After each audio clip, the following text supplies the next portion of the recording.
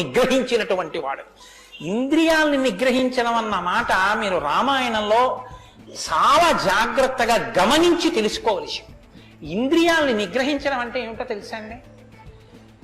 మనసు దేన్ని చూస్తే, దేన్ని వింటే కదిలిపోతుందో, ప్రశాంతంగా ఉన్నది అలజడిని పొందుతుందో, దాన్ని చూడకుండా, దాన్ని వినకుండా బలవంతంగా నిగ్రహించడం ఎటువంటిదో తెలుసా అండి?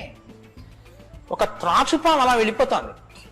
గభాల్ని ఇలా చూశాడు, అయ్య బాబాయ్ త్రాచుపాము పెద్ద గెంతు గెంతాడు.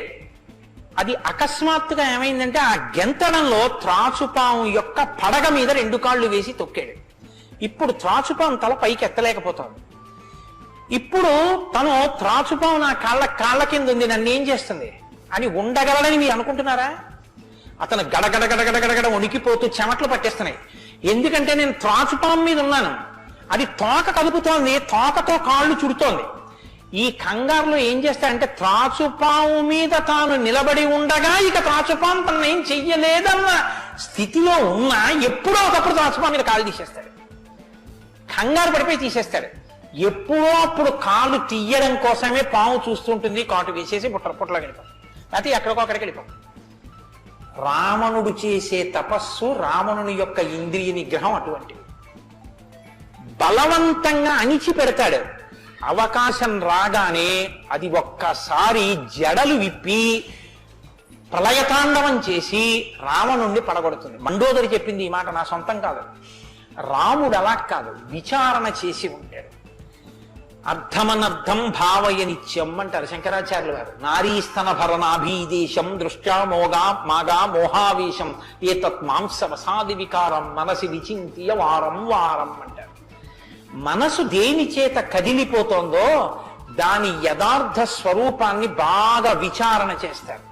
విచారణ చేసి ఈ పాటి దానికా నా ఒంట్లో ఉన్నటువంటి శక్తి అంతటినీ ఖర్చు చేసేస్తున్నాను అని మనసుని మరల్చే ప్రయత్నం చేసి ఆ వస్తువు తన కళ్ళ ముందు కనపడినా ఇంకా ఆయన మనసు చెక్కు చెదరదు, ఆ స్థితిని పొందుతాడు. ఇది శంకరాచార్యులు వారు నేర్పుతారు లోకానికి. గురువు చెప్పే మాట అంటే అలా ఉంటుంది. ఆయన ఎంత చమత్కారంగా అన్నారో చూడండి. నారీస్తన భరణాభీదేశం దృష్ట్యా మోగా మోహావేశం. ఎందుకంత వెర్రెక్కిపోతున్నావు? యవ్వనం ఒంట్లో ఉండి ఓపికన్న కాలంలో నీ శరీరం కన్నా స్త్రీ శరీరంలో 2 వికారాలు ఉన్నాయి. శరీరపు ఊర్ధ్వభాగంలో 2 చోట్ల మాంసపు ముద్దలు పైకి పటమరించాయి.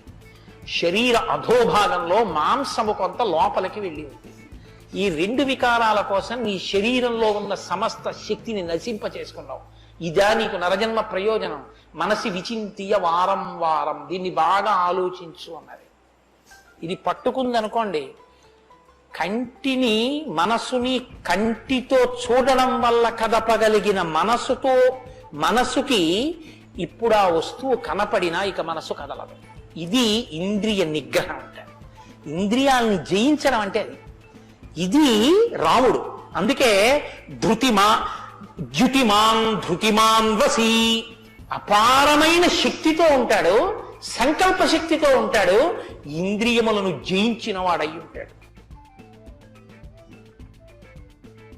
మేము చేసే వీడియోస్ మీ మొబైల్ కి నోటిఫికేషన్ గా రావాలంటే సబ్స్క్రైబ్ చేసుకుని పక్కనే ఉన్న బెల్ ఐకాన్ కూడా యాక్టివేట్ చేసుకోండి.